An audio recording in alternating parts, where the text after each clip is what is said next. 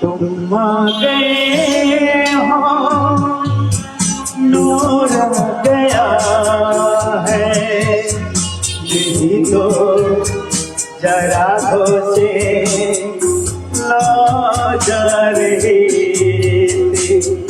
যদি এইভাবে যদি আমি গান করি মানুষজন শুনবে প্লাস খাবে তাতে একটা আনন্দ মোটামুটি মানুষজন পাবে। তো বড় স্টেজে অনেক জায়গায় আমি ঘুরেছি, কেউ কিন্তু সুযোগ করে দেয়নি। তো সেই জন্য আমি এই আমার লাইট টাইট লাগিয়ে আমি একটা স্টেজ মতো বানিয়েছি একদম, যাতে দেখুন বড় স্টেজে না শোনাতে পারে, এই ছোট স্টেজের মধ্যে মানুষজন যে আনন্দ পাচ্ছে এটাই জীবনে খুশি, আর কিছু খুশি চায় না। ইন্দ্রজিৎ দা, হ্যাঁ বলুন দাদা কেমন আছো? খুবই ভালো আছি দাদা। দাদা তোমার গান কিন্তু আমার খুবই ভালো লাগে।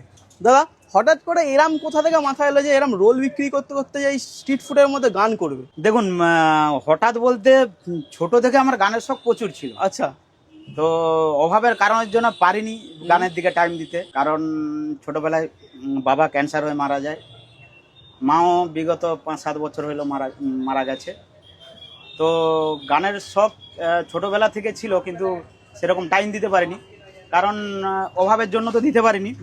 আর দ্বিতীয় কথা হচ্ছে আপনার এখন ট্রাক মিউজিকটা বেরিয়েছে বলে গানটার দিকে একটু ভালোবাসা, মোটামুটি যে ট্রাকে গান করতে করতে তো কিছু মানুষের কাছে গান করি, তো তাতে সবার কাছে খুবই ভালোবাসা পেয়েছি, তার জন্য গানটাকে চালিয়ে রেখেছি।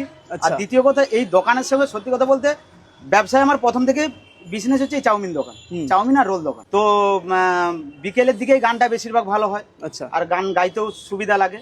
তো আমি নিজেকে চিন্তা করলাম যে যদি আমি গানের দিকে যাই মানে বিকেলের দিকে, তাহলে আমার ব্যবসাটা টোটালি বন্ধ হয়ে যাবে। তো তার জন্য আমি চিন্তা করলাম যদি এইভাবে যদি আমি গান করি মানুষজন শুনবে প্লাস খাবে, তাতে একটা আনন্দ মোটামুটি মানুষজন পাবে।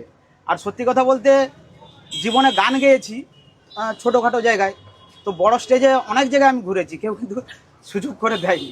তো সেই জন্য আমি এই আমার লাইট টাইট লাগিয়ে আমি একটা স্টেজ মতো বানিয়েছি একদম, যাতে দেখুন বড় স্টেজে না শোনাতে পারে, এই ছোট স্টেজের মধ্যে মানুষজন যে আনন্দ পাচ্ছে এটাই জীবনে খুশি, আর কিছু খুশি চায় না। যে মানুষজনকে যে এইভাবে যে গান শুনিয়েছি, মানুষজন ভালোবাসা দিয়েছে, তার জন্য এইটাই আমার জীবনে সার্থক যে ভালোবাসা পাচ্ছি।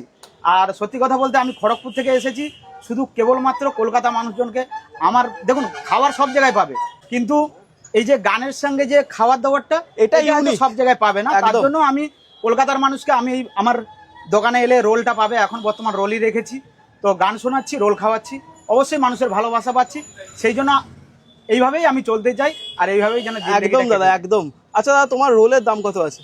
রোলের দাম দাদা ভাই যেমন মার্কেটে 40 টাকা থাকে, আমার তেমন 40 টাকা। শুধুমাত্র কি এগ রোলই পাওয়া যাচ্ছে? রোল বলতে আপনার এগ রোল আছে, চিকেন রোল আছে। আচ্ছা, চিকেন রোলের দাম কত?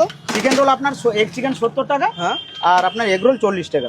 আচ্ছা দাদা, একটা কথা বলো, তোমার কাছে আসবো কি করে? মানে এত সুন্দর গানের সময় খেতে হলে কোথায় আসতে হবে? দাদা ভাই আপনি এলে বালির ব্রিজে নেমে, হ্যাঁ, হাওড়া থেকে যদি আপনি ট্রেন ধরেন বা বাসে যদি আসেন, একদম প্রপার বালির ব্রিজের সামনে। আচ্ছা, পুরো বালি ব্রিজের সামনে, তাই তো? বালির ব্রিজের আমি দেখিয়ে দিই, এই যে দেখতে পাচ্ছ বালি ব্রিজ, বালি ব্রিজের ঠিক সামনে কিন্তু ইন্দ্রজিৎ দার দোকান।